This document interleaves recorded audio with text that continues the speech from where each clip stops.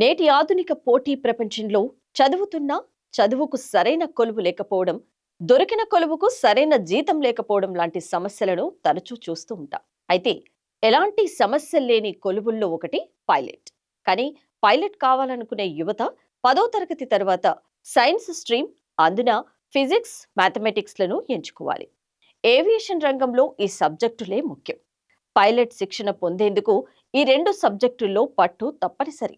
అయితే యువత పైలట్ కావాలని కలలు కనే వారికి దేహ దారుఢ్యం, క్రమశిక్షణ, మంచి కమ్యూనికేషన్ నైపుణ్యాలు తప్పక కలిగి ఉండాలి. అంతేకాదు ఫిట్నెస్ అవసరం. డీజీసీఎస్ఏ నిర్ధారించిన మెడికల్ పరీక్షలను క్లియర్ చేయాలి. స్పష్టమైన కంటి చూపు, అన్ని విధాలుగా ఆరోగ్యంగా ఉండడం ఈ కొలువులకు చాలా అవసరం. పైలట్ అయ్యేందుకు ముందుగా ఫిజిక్స్, మ్యాథమెటిక్స్ తో ఇంటర్ లేదా తత్సమాన కోర్సు పూర్తి చేసిన విద్యార్థులు డీజీసీఏ అనుమతించిన ఫ్లయింగ్ శిక్షణ సంస్థలో సభ్యులుగా చేరాలి. ఒకటి తర్వాత మరొకటి దశల్లో, అంటే స్టూడెంట్స్ పైలట్ లైసెన్స్ నుంచి కమర్షియల్ పైలట్ లైసెన్స్ వరకు థియరీ పరీక్షలు ఉత్తీర్ణులు కావాలి. నిర్దేశిత గంటల మేరకు గగనయానాన్ని పూర్తి చేయాలి. సిపిఎల్ సాధించిన విద్యార్థులు పైలట్లుగా నిర్దేశిత ఎయిర్ క్రాఫ్ట్ శిక్షణ పొందాలి. తదుపరి ఎయిర్ లైసెన్స్ లో కో పైలట్ గా నియమితులవుతారు.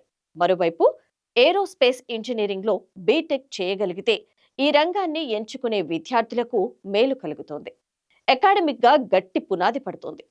ప్రయోగశాలల్లో ప్రాక్టికల్ గా అర్థమవుతుంది. ఐఐటి, ఎన్ఐటి సహా గీతం వంటి డీమ్డ్ యూనివర్సిటీలో ఈ కోర్సులు చదివితే ఇండస్ట్రీ ఎక్స్పోజర్ కూడా లభిస్తుంది. పైలట్ కాబోయే వారికి ఈ కోర్సు టెక్నికల్ ఎడ్జ్ ను అందిస్తోంది. ఎయిర్ క్రాఫ్ట్ కు సంబంధించిన వ్యవహారాలు తెలుస్తాయి. సేఫ్టీ, క్వాలిటీ కూడా అర్థమవుతుంది.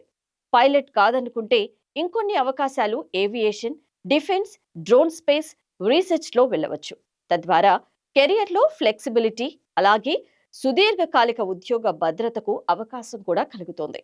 పైలట్ శిక్షణ సంస్థలు Chimes aviation academy Madhya Pradesh, red bird flying training academy Bengaluru, దేశవ్యాప్తంగా ఉన్న వివిధ ఫ్లయింగ్ ట్రైనింగ్ స్కూళ్ల aviation flying training institute, Gondia Indira Gandhi Rashtriya Uran academy, Fursatganj air field, Amethi UP వైమానిక రంగాన్ని మరింతగా విస్తరించే యత్నంలో భారత ప్రభుత్వం ఉంది.